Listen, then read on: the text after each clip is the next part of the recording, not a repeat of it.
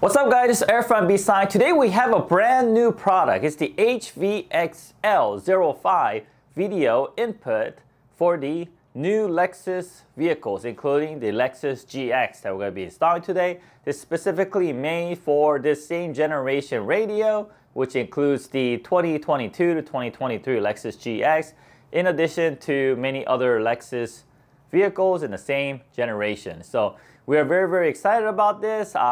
This is very different than the foam mirroring kits that we had before, because the resolution on this new kit is just so much better than how it was before, because we're actually using the high definition LVDS cable going straight into the top screen, which results in very high quality video image. So we are super excited for this, and I'll go ahead and show you just how good the quality image is in our demonstration video after we show you how this kit installs the vehicle. So let's not waste any time, let's get in the vehicle and get started. Alright guys, so now that we're in the car, let's go ahead and get started. So the first thing we want to do is we want to go ahead and remove the shift knob. Just turn this counterclockwise. First push the shift foot down, turn it counterclockwise, remove. And we went ahead and we already removed the side panels here. It has some aftermarket parts here, require a little bit more work. But in your case, it's very easy. Just grab a hold of this corner, just pull it out, and then slowly work your way to the front, releasing the clips, and you can just remove it on both sides. And then we went ahead and put it away, safe location where it won't get damaged. And next step, we're going to go ahead and remove this center console area. So just go ahead and you could use a panel removal tool, something like this if you like. Basically, just going to grab this, just pull it up like so. Okay, and then before we go to the next step, make sure the emergency brake is engaged so that your car does not roll, because you need to push down the release tab here, change the gear down to like drive, and then you can easily just pull it out like so. And once you're under here, you can go ahead and remove these three connectors, push down on the release tab and pull. Do not pull on the wires or the cables because you do not want to damage them. Okay. And if you have a hard time getting it out, you could just wiggle it left and right a little bit, which will help make it come out. Okay. And we also have two connectors up in the front. One's for a USB, one's for the cigarette lighter jack, I believe. All right. Okay, so once we remove this, let's go ahead and just place this in a safe location. All right, and then slip your hand down here. It's a little small panel. You could just pull it out like this. Okay, and then let's go ahead and remove this side. So go ahead and just grab a hold of this, or you can place your panel removal tool here and then just pry it out like so. Just work your way down.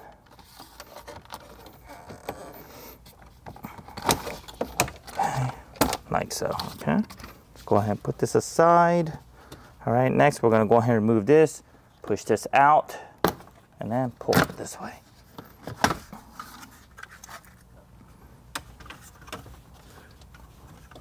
Okay, and next we are going to remove the garnish or this trim that is surrounding the start button. Could you either use a panel removal tool, or you could just grab a hold of it and just pull it towards you.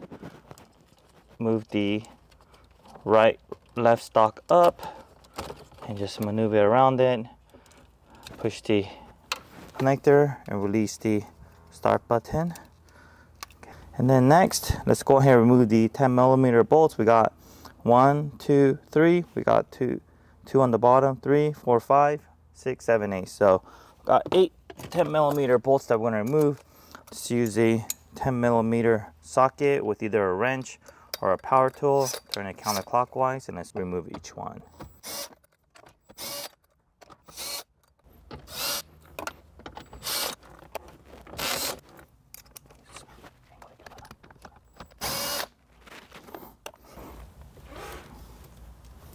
Okay, went ahead and turned the wheel so it gives me a straight view of this.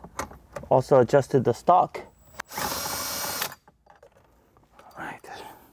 Okay, so once we have this all out, we are going to remove the radio. All right, and before we do so, go ahead and lay a thick towel right in front of it so you don't scratch the interior. So let's go ahead and pull the bottom radio out. And then we could pull the top radio out afterwards. Okay, let's go ahead and remove this. Okay. All right. Set the towel on top. All right, now we have access to the connectors that we need to work on. So let's go ahead and grab our kit. All right, so we have here 2 GVIF cables, and we also have our video interface. Let's go ahead and connect our GVIF cables and all the other connectors to it. It's all color coded. The blue is input, the white is output, like so. We have these plug and play connectors, which will connect behind the screen. All right. Okay.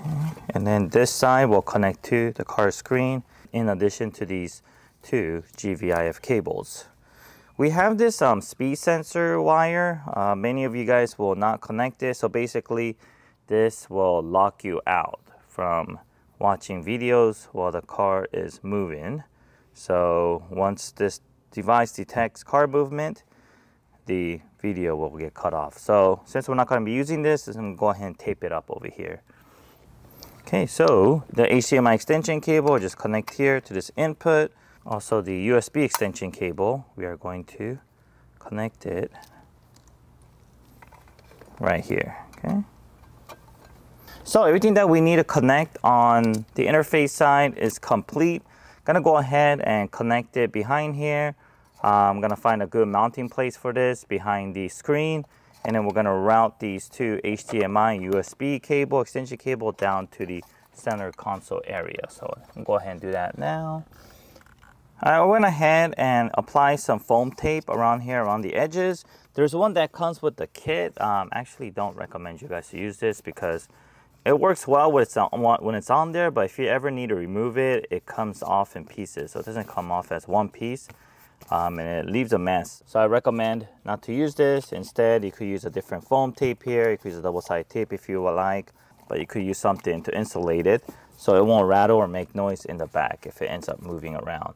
So before we mount it, let's go ahead and connect these connectors. After we connect these connectors, we found some space right behind the screen area back here, right under the vents. There's some space down there, so we're gonna go ahead and plug it in there. Okay, so the factory GVIF cable that we are going to connect is up there. All right, so let me go ahead and just remove this screen here so that we have better access to the radio. So we're gonna go ahead and just remove these 2 cables. We're gonna remove this center cable here too. Okay, and then also this one. All right, and then we're going to remove this clip. All right, there we go. All right, so behind the radio, we're going to have to make one connection. It's this connection here, and this one is connected this connector here. Okay, it's the one all the way. It's in the center row, all the way to the right. All right, this one right here. I'll make this connection. Okay, so I'll plug and play like so. Just be careful to make sure you connect to the right connector because the same connector actually fits on another one. So you don't want to do that.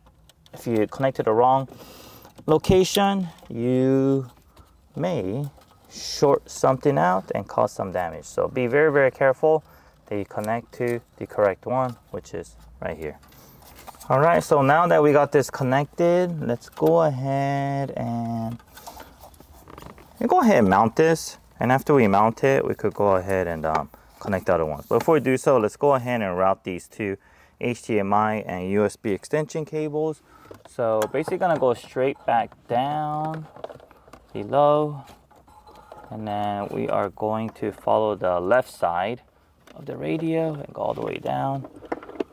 And then we're gonna zip tie this on the bottom so that doesn't get in the way when you're opening the sliding door under the radio. Okay. So I'm just gonna go ahead and just set it over here. Okay.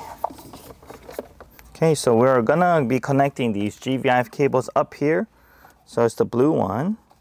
Let's go ahead and press on the release tab and pull. Okay, and then connect this side to the screen.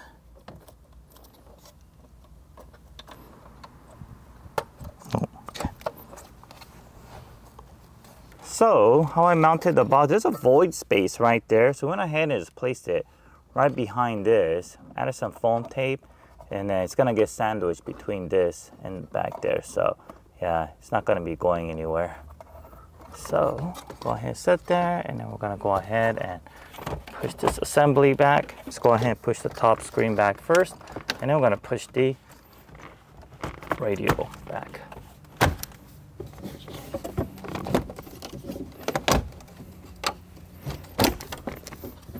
All right.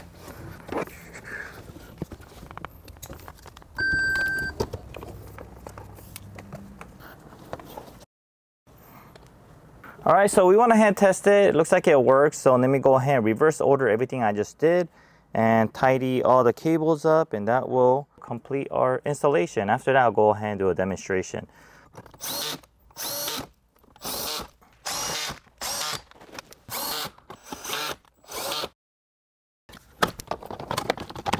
Okay, so we're gonna go ahead and also, because we have the cables running down here, we don't want to get in the way of this slider. So we're gonna go ahead and zip tie this to the factory cables to the left side right here so that it stays put.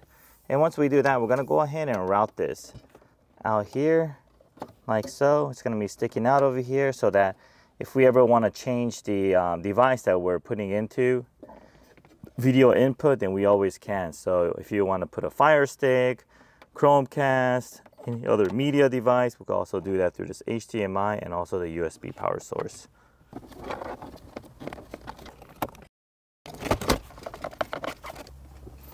All right, so we went ahead and routed these two cables over here. There's a little opening here, put it out, and then when we put the side panels back, we could just sandwich it in, and there's gonna be a little bit of opening. We could just leave it out like so.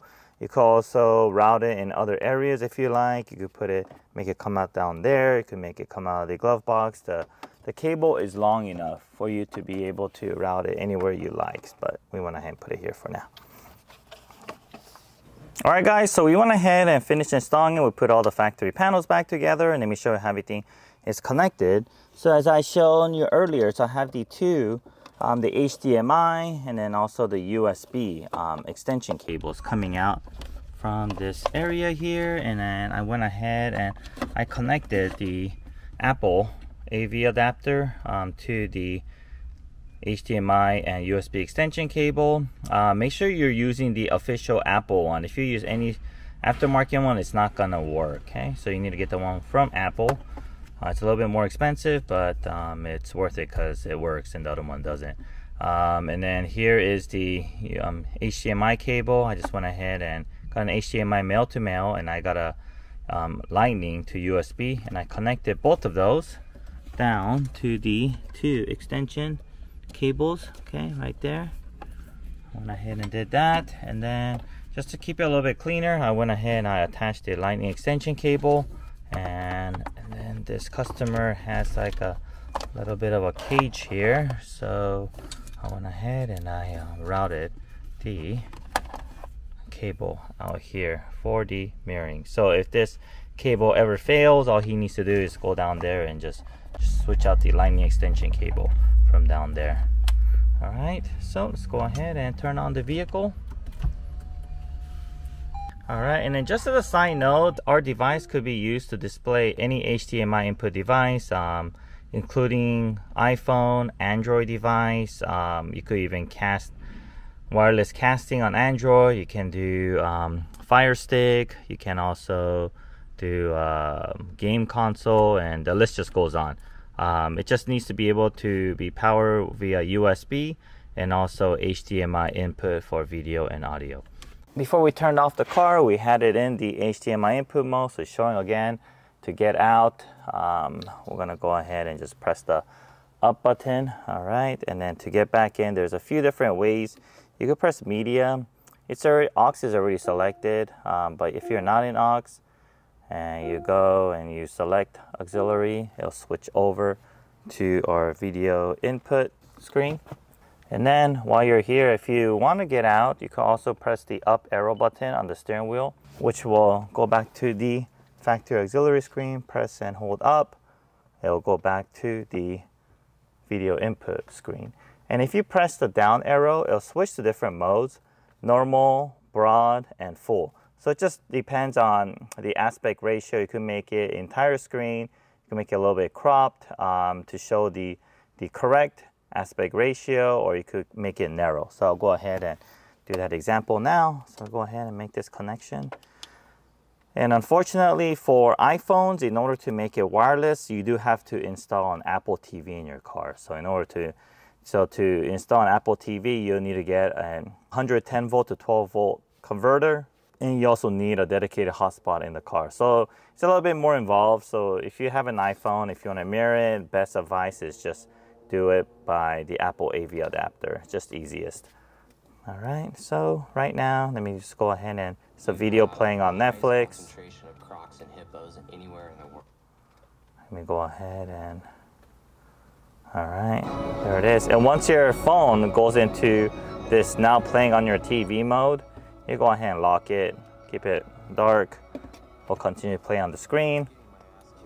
On a regular basis. All right, just want to go over some different controls here.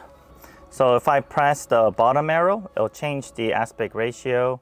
So this is going back to normal. Normal is going to have some black space on the side. Okay. And this is the normal mode. Press down again, it goes to broad. It'll fill up the screen just a little bit more.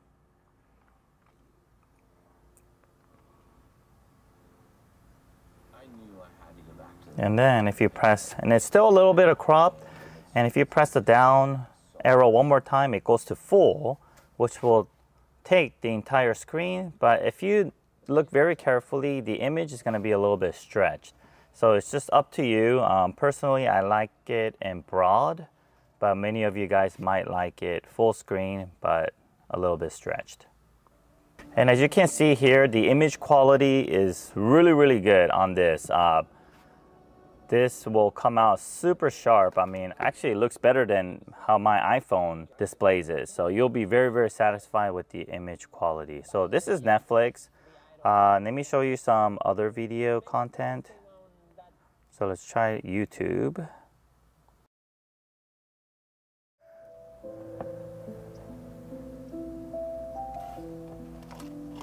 All right, just for the heck of it, I mean, this car already comes with Apple CarPlay with maps, but let's just see how the Google Map shows.